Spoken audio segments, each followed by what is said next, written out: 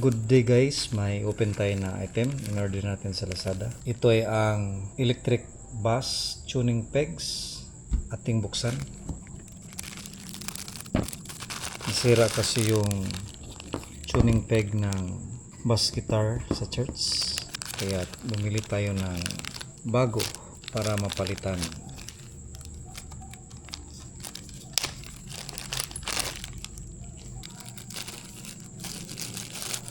Ito ang kanyang tuning peg. Tanggalin lang natin ito.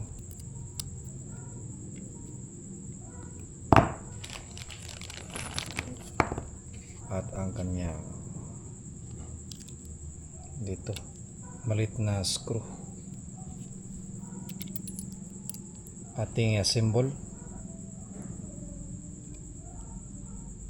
Ito yung nasira na tuning peg guys.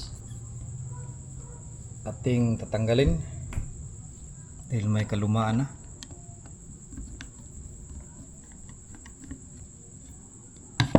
Madali lang siyang tanggalin. Nasira na ito kaya't nilagyan nila ng aluminum. Yan guys, oh. Atin ang natanggal. Palitan natin ng bago. Ito ang bago.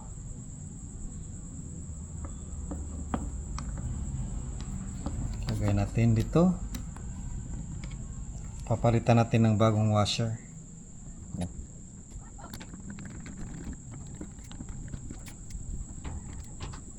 Yan guys, saktong-sakto. Pero higpitan natin ito para malak siya. Ito mo nang i-screw doon sa likuran. Nasira na. May crack na. Yun. Wala nang lakas. Ganyan na lang natin paglagay guys para hindi ma-damage ang head niya. Dito na tayo mag-screw.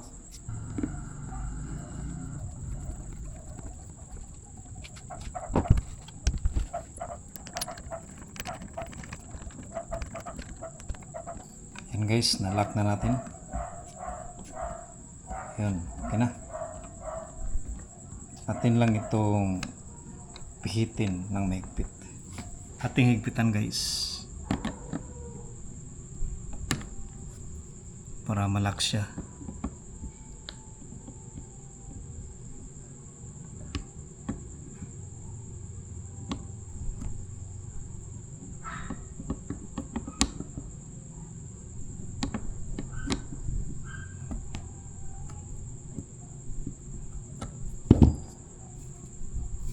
Ngayon naman ilagay natin yung string, ang 4th string. Ito. Sa paglagay ng string guys, madali lang. Ating ilagay ang string guys.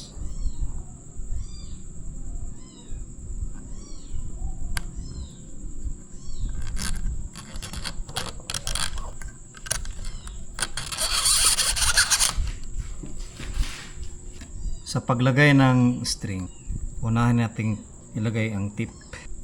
Saka natin higpitan. Dapat uniform nandito sa itaas. Yung tip ang ating unahin para hindi madaling maputol ang string.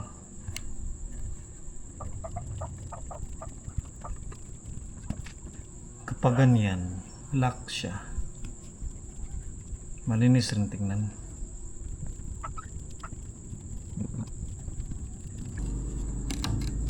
Guys, may quit na. Ngayon naman ating i-try doon sa amplifier. Ating isaksak sa bass amp guys. Ating i-test kung okay na ba.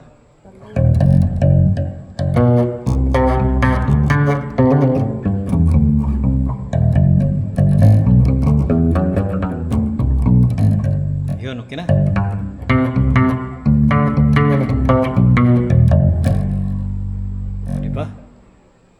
success ang ating paglagay sa ating guitar tuner peg.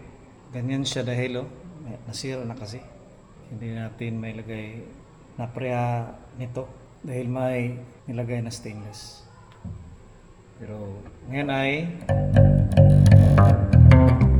magamit na natin. Thank you for watching and God bless.